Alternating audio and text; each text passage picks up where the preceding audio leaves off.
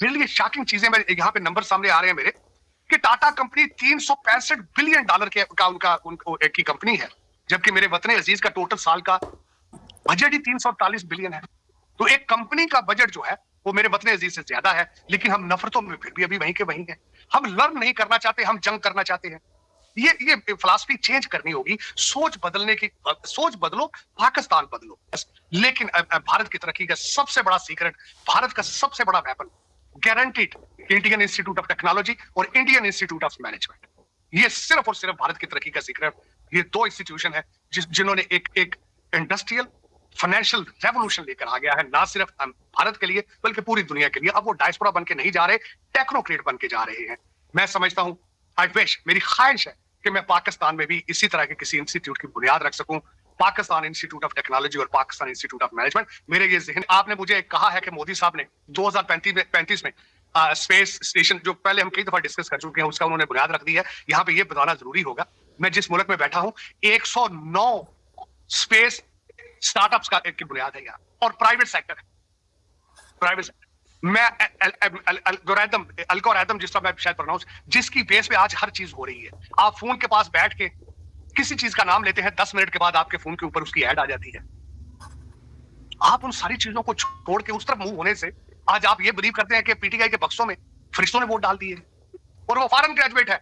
उमर अयूब साहब George Washington university से 2 डिग्रियां लेकर आए हैं बिजनेस एडमिनिस्ट्रेशन, लेकिन मुर्शिद पाक को पसंद नहीं है। वो कहते हैं नहीं, आपको मुल्क चलाएगी पिंकी पीरनी और जिन जात, यहाँ जिनों से आप एटॉमिक पावर को चलाएंगे।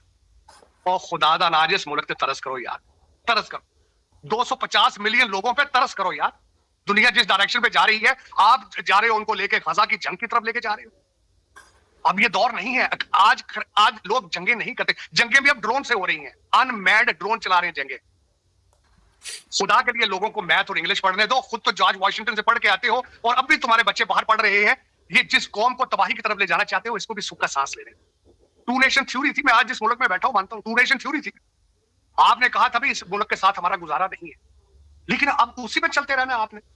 आपने बुनियाद रखी थी कि एक मुल्क के साथ हमारे लोगों के साथ नहीं गुजारा हो रहा। 76 साल के बाद सर्कमस्टेंसेस चेंज नहीं हुए आपके। आप मुझे ये पता, ठीक है छोड़ दे भारत की, मुझे तो आप किसी ने अभी डिस्क्रेडिट कर देना कि शायद ये रा का एजेंट है, ये आईएसआई का एजेंट है। कई मेरे हिंदुस्तानी भाई यहाँ भी ये कह रहे हैं कि ये डीप स्टेट आईएसआई का एजेंट है। क्या फर्क पड़ता है? कुछ दुनिया में मैंने देखा है चीमा साहब, 5% लोग होते हैं, उनसे आप you can not deal with them. Her community के अंदर 5%, कुछ परसेंटेज ऐसे लोग होते हैं जो they are born negative, they are not worth paying any attention. मैं उन पे अटेंशन नहीं पे करता। मुझे ये बताया, ठीक है एक साइड आप कहते हैं इनसे नहीं चलना, आप अपने जिस मुल्क के लिए आपने सारा कंट्री जला दिया, वो आपसे खुश है? अफगानी भाई आपसे खुश है? नहीं खुश है। ईरान के साथ आप खुश है? नहीं खुश है। चाइनीज आज आप आईएमएफ के कंधों पे चढ़ गए, वो खुश है? वो भी खुश नहीं है। कि मैं देख रहा हूं, आई विटनेस कर रहा हूं कि पिछले 5 साल 10 साल के अंदर भारत किस तरीके से स्पीड के साथ ग्रो कर रहा है। उसकी एक छोटी सी मिसाल ये देना चाहूंगा, क्योंकि मैं हिस्ट्री का स्टूडेंट हूं, पॉलिटिकल साइंस का स्टूडेंट हूं। 60s के अंदर जो अमेरिका में हो रहा था कि सड़कों के जाल बिछ रहे थे, एयरपोर्टों के जाल बिछ रहे थे, नई सी पोर्ट्स बनाई जा रही थी, और उसके साथ कॉमर्स होती है, ट्रेड होता है। बिल्कुल वही नक्शा मैं यहाँ देख रहा हूँ। मिडिल क्लास जो है उसकी ग्रोथ, उनकी इंग्लिश और मैथ पे ग्रिप, उनकी इंफॉर्मेशन टेक्नोलॉजी पे ग्रिप, और उसके बाद लेकिन भारत की तरक्की का सबसे बड़ा सीक्रेट, भारत का सबसे बड़ा weapon, guaranteed Indian institute of technology और इंडियन इंस्टीट्यूट ऑफ मैनेजमेंट। ये सिर्फ और सिर्फ भारत की तरक्की का सीक्रेट, ये दो इंस्टीट्यूशन है जिन्होंने एक एक इंडस्ट्रियल फाइनेंशियल रेवोल्यूशन लेकर आ गया है, ना सिर्फ भारत के लिए बल्कि पूरी दुनिया के लिए। अब वो डायस्पोरा बन के नहीं जा रहे, टेक्नोक्रेट बन के जा रहे हैं। मैं समझता हूं, आई विश, मेरी ख्वाहिश है कि मैं पाकिस्तान में भी इसी तरह के किसी इंस्टीट्यूट की बुनियाद रख सकूं, पाकिस्तान इंस्टीट्यूट ऑफ टेक्नोलॉजी और पाकिस्तान इंस्टीट्यूट ऑफ मैनेजमेंट। मेरे ये जहन में है, मैं इस मॉडल को ख्वाहिश करूंगा कि मैं ख्वाहिश भी कर रहा हूं और करने की सोच भी रहा हूं कि मैं अपनी जिंदगी में पाकिस्तान में इंफॉर्मेशन टेक्नोलॉजी बेस्ड कोई ऐसा इंस्टीट्यूशन जिसमें अमीरों के बच्चे नहीं, डिजर्विंग बच्चे जो एपेटाइट रखते हो तरक्की की और ख्वाहिश रखते हो और मैथ और इंग्लिश में अपनी कमिटमेंट दें और to do something for that. बात की जाए इस वक्त अश जरूरत यह है, $6 बिलियन जो आईएमएफ से लेना है, कौन को बताए वो कहां जाएगा, वो किस पे खर्च होगा, कितनी किस्तें देंगे आप जो पुराने लोन हैं। और मूव फॉरवर्ड करने के लिए काश ये थाने जाने से बजाय मुझे खुशी होती, मरियम मैडम साहब चली गई थाने, इनके चचा भी थाने जाते थे, इनके वालिद साहब भी थाने जाते रहे। पहला इन्होंने जाके कहते जी छापा मारा थाने, यार खुदा का नाम, कैसा अच्छा होता है ये किसी आईटी के इंस्टीट्यूट में पहले दिन चली जाती है। कैसा अच्छा होता है, ये पहले दिन आती तो ट्रेड की बात करती है, ये पहला दिन आए तो आते कहते आए देखे पाकिस्तान की पंजाब की इकॉनमी किस तरह ठीक कर दी। डॉक्टर साहब, आप बात कर रहे थे कि हम इंडिया की बात कर रहे हैं। मैं आज पढ़ रहा था कि जवाहरलाल नेहरू ने 1946 में वर्ड यूज किया साइंटिफिक टेम्पर, और फिर उसके बाद नेहरू ने Indian institute of technology, council of scientific and industrial research lab बनाए। और डॉक्टर साहब, इससे बड़ी बात बताऊं कि 1976 में इंडियन कॉन्स्टिट्यूशन के अंदर जो जिसे कहते हैं ना, दुनिया का पहला मुल्क बना जिसने कॉन्स्टिट्यूशन के अंदर scientific term temper with humanism के नाम से एक फंडामेंटल ड्यूटी डाल दी इंडियन कॉन्स्टिट्यूशन के अंदर। और अभी 2035 में वो कह रहे हैं कि हमने स्पेस स्टेशन बनाना है। तार साहब, ये जनरेशनल सफर है। मतलब जो चीज नेहरू ने शुरू की वो मोदी ने। तार साहब, आपने, मैं जस्ट आपको ये 50 साल 60 साल का एक लिंक बता रहा हूं कि एक वक्त एक लीडर ने ये देखा और आज एक ये देखा है। तार साहब, आपने बड़ी खूबसूरत बात की है कि मरियम नवाज शरीफ जो है वो थाने गई हैं, वो यूनिवर्सिटी नहीं गई। तार साहब, लगता है कि शहबाज शरीफ साहब जो हैं वो कोई डायरेक्शन बदल सकते हैं, या कि वो भी थाने शाने जाएंगे, क्योंकि वजीर आज़म तो उन्होंने बनना है। शिवा साहब नहीं, इनके पास विजन ही नहीं है, इनके पास विल ही मौजूद नहीं, विजन नहीं है, विल नहीं है, और कोई प्यार नहीं है। सबके बच्चे तो बाहर है, प्रॉपर्टी तो बाहर है। आप मुझे ये बताएं, आप किसी कंट्री के अंदर ट्रांजिट पे जाएं, शॉर्ट टर्म कोई किसी प्रोजेक्ट पे जाएं, वहां आप अपना घर बनाएंगे? वहां नहीं बनाएंगे। आप क्यों बनाएंगे? बच्चे आपके लंदन बैठे हो, आपकी सारी प्रॉपर्टी, सारा पैसा लंदन पड़ा हो, तो आप लाहौर के अंदर इंटरेस्ट क्यों लेंगे? मैं आज से कुछ अर्सा पहले मैंने सर्वे किया था, ज्यादातर आपके स्टेक होल्डर उनके तो पाकिस्तानी बैंकों में अकाउंट भी नहीं है, वो तो अपने अकाउंट डरते हैं बैंकों से। चीमा साहब, जब हम इस सिलसिले में बात कर रहे हैं कि मौलाना अबू कलाम आजाद 10 साल उन्होंने एजुकेशन मिनिस्टर रहे यार, इंडियन इंस्टीट्यूट ऑफ टेक्नोलॉजी के जब बात की जाए तो उसके दो फाउंडर्स का नाम लिया जाता है, मौलाना अबू कलाम आजाद और नेहरू का। मेरे लिए शॉकिंग चीजें, यहाँ पे नंबर सामने आ रहे हैं मेरे, कि टाटा कंपनी 365 बिलियन डॉलर की कंपनी है, जबकि मेरे वतन अजीज का टोटल साल का बजट ही 348 बिलियन है। तो एक कंपनी का बजट जो है वो मेरे वतन अजीज से ज्यादा है, लेकिन हम नफरतों में फिर भी अभी वहीं के वहीं हैं। हम लर्न नहीं करना चाहते, हम जंग करना चाहते हैं। ये फिलॉसफी चेंज करनी होगी, सोच बदलने की, सोच बदलो, पाकिस्तान बदलो। जिस तरह मैंने उसके साथ अगले दिन भी बात की है कि 1990s में भारत के पास सिर्फ 2 हफ्ते का के प्रोजेक्ट चीजें परचेज करने की रकम मौजूद थी। ये कल की बात नहीं है, नरसिम्हा राव और उसके बाद हमारे मनमोहन सिंह साहब के दौर की बात है। लेकिन आज देखें, आज के इतने 1990 से और आज के इंडिया, आज के भारत में क्या फर्क नजर आ रहा है। ये सोचना होगा कि हम कहाँ जा रहे हैं, हमारी डेस्टिनेशन क्या है। हमें जंगों से निकल के आईटी, इंफॉर्मेशन टेक्नोलॉजी पे जाना होगा। हमें सीखना होगा कि दुनिया तरक्की किस तरह कर रही है। हमें गैरिजन स्टेट से निकलकर एक्सपोर्ट स्टेट बनना होगा। हमें गैरिजन स्टेट से निकल के बच्चों को मैथ और इंग्लिश पढ़ाना होगा, वरना गुजारा नहीं है। और दूसरी आज मैं बात करता हूँ छोटे से, चले इसी पे। मैंने शुरू में टाटा की बात की है। टाटा की फाउंडेशन 1868 में रखी हुआ, 1860। आज एयर इंडिया भी उन्होंने ली जो खसारे में जा रही थी, इसको शुरू भी उन्होंने किया था। उसके बाद 1907 के अंदर उन्होंने पहली स्टील मिल यहां बनाई। 1903 में उन्होंने ताज होटल की बुनियाद रखी। वो सारे के सारे यहां बैठे। किसी रजीम के अंदर उन्होंने भाग के दुबई में छुपे जाके। आपका आजकल आपका जो एक चले, जिस तरह का भी माफिया कह रहे हैं, जो मलक रियाज को दुबई आना पड़ गया। आप इस वक्त आपके कुछ लोग रोजाना कहते हैं कि बाहर से आए, पाकिस्तान में पैसे लगाए, और जिनके पैसे हैं वो भाग रहे हैं, तो बाहर से किस तरह जाएंगे लोग वहां? आज तक टाटा वालों को जरूरत पड़ी है कि मुल्क छोड़ के भागे कहीं। देखे ना, 1868 के अंदर एक बुनियाद रखी है, वो छोड़ के भागे। हालात साजगार रहे ना उनके लिए, चाहे जो भी रजीम आई। और जिस तरह हम बात कर रहे हैं कि एक दिन में तो नहीं हुआ ना, इसमें तो कई लोगों की पार्टिसिपेशन है, कई प्राइम मिनिस्टर की पॉलिसीज है, ये कंटिन्यूअस। दूसरी एक बात, मैं आज अभी किसी जगह उठ रहा था, बैठ रहा था, मैं मुसलसल ये कहता हूं, ठीक है आपकी नफरत है मोदी साहब के लिए, कोई ऐसी बात नहीं है। मैं उनको रिलीजन के लेंस से नहीं देखता, मैं उनको as a political worker, as a leader देखता हूं। अब मैं हमेशा ये कहता हूं कि कभी आज तक वो अपने पॉलिटिकल कैंपेन से बाहर नहीं निकले। छोटी सी मिसाल आपको देता हूं, छोटी सी मिसाल है, मैं ट्राई देख रहा हूं मुसलसल। मैंने अभी अबू धाबी रुपया कार्ड इस्तेमाल करने की कोशिश की, होता है वहां पे। वो फ्रांस गए हैं, अपने उन्होंने करेंसी प्रमोट की है। यहाँ पे उनका फ्रांस का सदर आया, उन्होंने यूपीआई अटैचमेंट की बात की है। जब अमेरिका जाते हैं, डायस्पोरा की बात करते हैं, उनके वीजों की बात करते हैं। जब जाते हैं किसी जगह, किस चीज को प्रमोट करते हैं? कभी देखा है हमारे लीडर पाकिस्तानी रुपए को प्रमोट कर रहे हो? कभी आपने देखा है कि वहां पे स्टूडेंटों के बारे में, उनके मिसाइल के बारे में बात करें? कभी देखा है उन्होंने पाकिस्तानी डायस्पोरा को प्रमोट कर रहे हैं उनके लिए? हम यहाँ पे एयरपोर्ट पे उतरते हैं, जिस तरह हमारे कपड़े फाड़े जाते हैं, हमारी प्रॉपर्टियों पे जिस तरह ये कब्जे करते हैं, कभी किसी ने सोचा है कि ये ओवरसीज पाकिस्तानी के साथ क्या हो रहा है और हमारी क्वालिटी क्या है, हमें क्या दे के भेजा जा रहा है वहां? हम डंकियों पे जाते हैं, पैदल चल के जाते हैं, जलील ख्वार होके जाते हैं, फिर कहते हैं जी आप हमारे एम्बेसडर बन गए। चीमा साहब नहीं, ये आप मरियम नवाज की बात नहीं है, सोच की बात है। ये सोच है मरियम नवाज का? कोई किसी स्पीच में उसने कहा हो कि मैं ये करूंगी, मेरी ये पॉलिसी है? इनके वालिद साहब की तकरीर के 2 अल्फाज में दोबारा कर, मरी में उन्होंने कहा था I love you, you love me. ये उन्होंने मरी में कहा था नवाज शरीफ साहब। कसूर के जलसे में आखिरी जलसा था, उन्होंने कहा था आप मेरे नाल हैं, कसूर आप मेरे नाल हैं, मैं आपके नाल हूं। ये उनकी बात। आप सब जवान हैं, मेरी भी सोचें जवान है। इससे आगे अभी तक कोई उन्होंने पॉलिसी रिलेटेड बात किसी ने नहीं की। चीमा साहब ये थोकना पकौड़े ज्यादा देर नहीं तल सकोगे तुसी। साडे पंजाबी च कहंदे थोक च पकौड़े तलना। 76 साल हो गए ना आईएमएफ के सिर पे। 24वां प्रोग्राम है, 24th प्रोग्राम है आपका आईएमएफ का। 8 अरब डॉलर मांग रहे हैं इस दफा, 8 अरब डॉलर। अच्छा मैंने 6 अरब, चलो 12 अरब रुपया ले ले, क्या फर्क पड़ता है? पहले डॉलर कम आए या कंटेनरों में आते रहे? ये बताएं कितने पाकिस्तान पहुंचेंगे? मैं नहीं कहता 8 छड़ के 80 अरब रुपया मांग रहे, पाकिस्तान कितने पहुंचेंगे, लोगों पे कितने लगेंगे? मेरे जैसे बंदे की ये ख्वाहिश है जानने की कि जितना पैसा आ रहा है वो जाएगा कहां? वो लंदन आना है, टोरंटो जाना है, दुबई जाना है, हमारी बला से जितने मर्जी ले लें आप, गुर्दे दे लें, लिखें इनके गुर्दे वो आईएमएफ को लिख के दे देंगे। तूफान आएगा इस महंगाई के साथ, क्योंकि वजह ये है किस्तें आपने देनी चीमा साहब। इनकी 8 अरब डॉलर की किस्तें उन्होंने नहीं देनी, आपने देनी है। आपके खून से किस्तें लिखी जाएंगी, आपके गुर्दे बेचे जाएंगे। ये हो रहा है। और किसी माई का लाल कभी तक पैदा नहीं हुआ जो इस सारे सिस्टम को चैलेंज करे। दुख वाली बात यह है कि 250 मिलियन लोगों में एक इंसान नहीं है जो इस सिस्टम को चैलेंज करे, इस करप्शन को चैलेंज करे। एक इंसान नहीं। मस्जिदें तो पल भर में बना रहे हो, कपड़े तो फाड़ रहे हो एक दूसरे के, गोलियां तो मार रहे हो ब्लास्फेमी में। इस मुल्क को बचाओ जिसका कहते हो इसका मतलब क्या, ला इलाहा इल्लल्लाह, इसको बचाओ। किस तरह, कौन बचाएगा ये बताओ ना मुझे। कोई है मर्द वाहिद जो पैदा हुआ हो अभी तक चीमा साहब? अगर किसी का नाम आपको पता हो तो चीमा साहब मुझे बताएं जरूर, मैं हमेशा बेचैन रह जाऊं। और जिस तरह आसपास में यहाँ घूम रहा हूं, दूध की नहरें देख रहा हूं, परेशान, मजीद परेशान, आपके मुस्तकबिल के लिए, अपने मुस्तकबिल के लिए नहीं, आपके मुस्तकबिल के लिए। और मुझे आपका मुस्तकबिल ठीक नजर नहीं आ रहा चीमा साहब। एक बंदा जो जेल के अंदर है उसने आईएमएफ का लेटर लिख दिया है, देखेगा, सोचे लिखे, और वो कहता है नहीं। हाँ देखे मौलाना फजलुर रहमान साहब के लिए क्या क्या अल्फाज इस्तेमाल इस बंदे ने किए। बाजवा साहब मिन्नतें करते रहे इस बंदे के लिए अल्फाज इस्तेमाल ना करो, आज उसके साथ गले मिल जाए।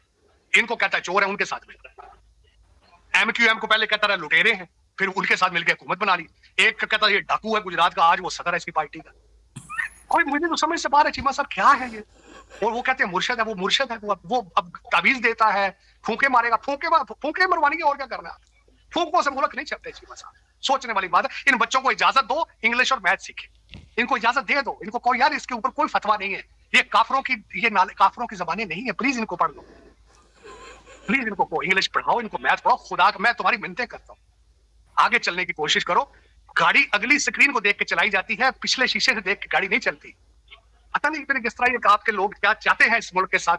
मैं परेशान, बल्कि आया हूं, पहले भी परेशान रहता था, खैर इसलिए आपके मुस्तकबिल की वजह से, क्योंकि वो कभी टीटीपी मार रही है, कभी कुछ हो रहा है, कभी कुछ हो रहा है, इकानमी के हालात। लेकिन यहां आके देख रहा हूं कि आप वाकई 100 साल पीछे रह चुके हैं, 100 साल पीछे, और आपकी सोच अभी भी तब्दील नहीं है। मेरी नजर में पंजाबी का मुहावरा कहते हैं अंत नहीं किसी चीज की देखनी चाहिए। पता नहीं क्यों आप 250 मिलियन लोग हैं, अंत देखना चाहते हैं, अंत।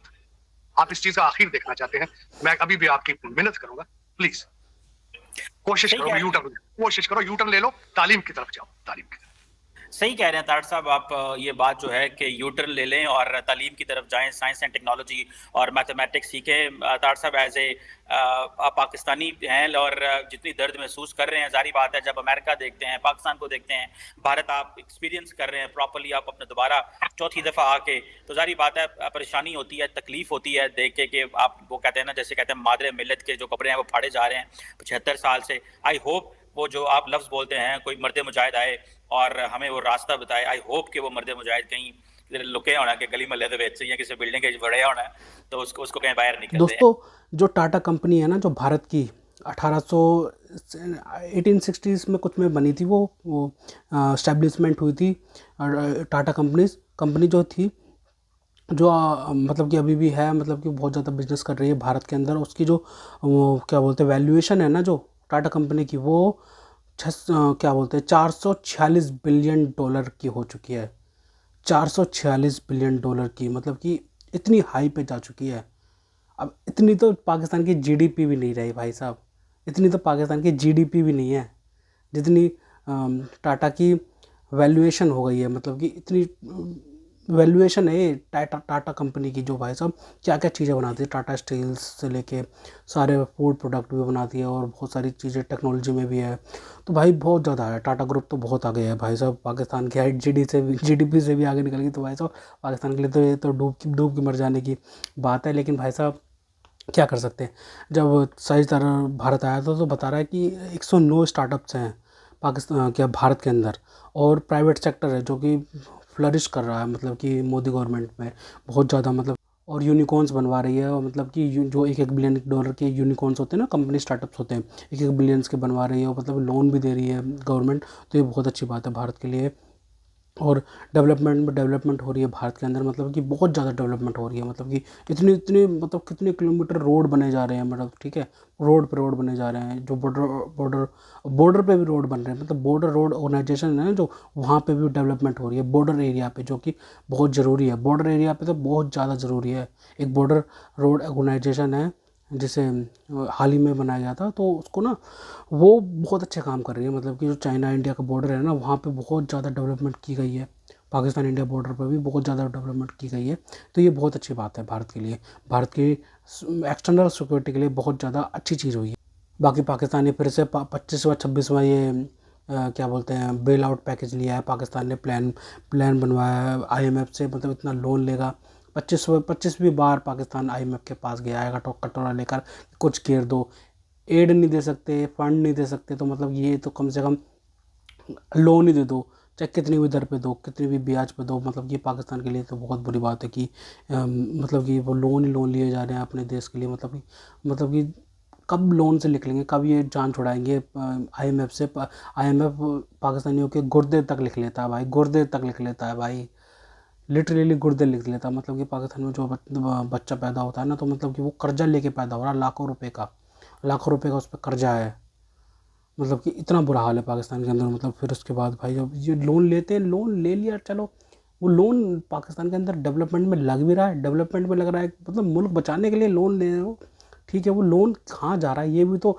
अभी हाल ही में आईएमएफ की रिपोर्ट आई थी कि जो पाकिस्तान लोन लेता है ना, वो पता ही नहीं चल रहा कहाँ जा रहा है। ये ये लंदन पेरिस चला जाता है, मिनिस्टर खा जाते हैं, और फिर डिफेंस में लग जाता है इतना सारा। पाकिस्तान की डेवलपमेंट में कब लगेगा, पाकिस्तानी आवाम को कब मिलेगा? आईएमएफ को तो लोन देना ही नहीं चाहिए, दे रहे हैं तो फिर बहुत ज़्यादा दर पे दो, उनको 50% पे दो, मैं तो कह रहा हूँ 50%, 60% पे कर दो, इतनी इतनी ब्याज पे इनको लोन दो, मतलब कि इनके गुर्दे उर्दे सब लिख जाए। मैं तो ये कह रहा हूँ ये हो जाए, बढ़िया है, कम से कम इनको एहसास होगा कि भाई साहब हम क्या कर रहे थे जब से मुल्क बना है 76 सालों में। भारत के लिए अच्छा है, जितना अनस्टेबल पाकिस्तान रहेगा ना, उतना भारत सिक्योर रहेगा, ये एक सच्चाई है जो कोई भी इससे डिनाई नहीं कर सकता।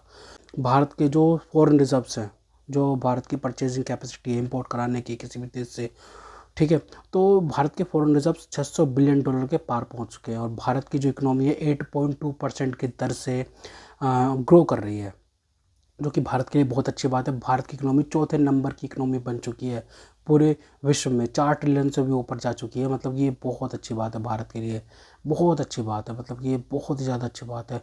भारत जितनी ज़्यादा कैपेसिटी बढ़ेगी ना भारत की, मतलब कि चीज़ें खरीदने की, ठीक है, और क्या बोलते हैं, और दूसरे देशों से रिलेशन बनेंगे, हम बहुत ज़्यादा एक्सपोर्ट करेंगे दूसरे देशों को, तो हमारे देश के लिए बहुत अच्छी बात है ये।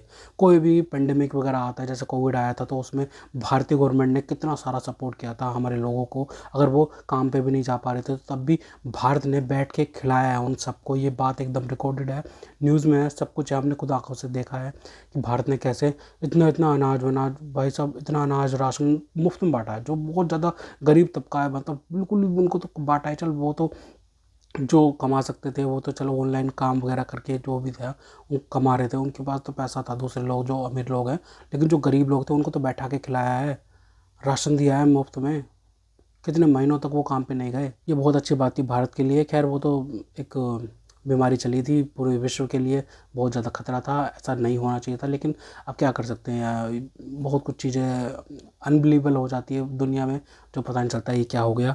खैर उससे उभरे हैं हम, भारत तो बहुत ज़्यादा उभर गया उस चीज़ से, क्योंकि भारत ने मतलब कि देख लिया है, मतलब सब कुछ चीज़ भारत ने 90s के अंदर अपने अंदर रिफॉर्म करे, अपने भारत के अंदर रिफॉर्म्स किए। 90s में 1991 में भारत ने सोना तक गिरवी रखा है, मतलब कि दूसरे देशों के बैंकों में, कि हम थोड़ा सा चले जाएं। हम शायद एक बार गए हैं IMF के पास में, एक बार बस, भारत को सुधारने का, मतलब कि भारत की इकोनॉमी स्टेबल करने के लिए।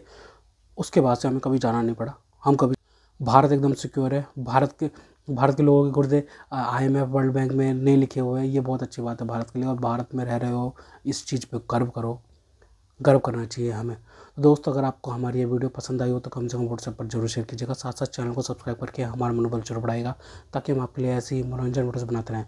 तो गाइस, मिलते हैं आपसे अगली वीडियो में, तब तक के लिए जय हिंद।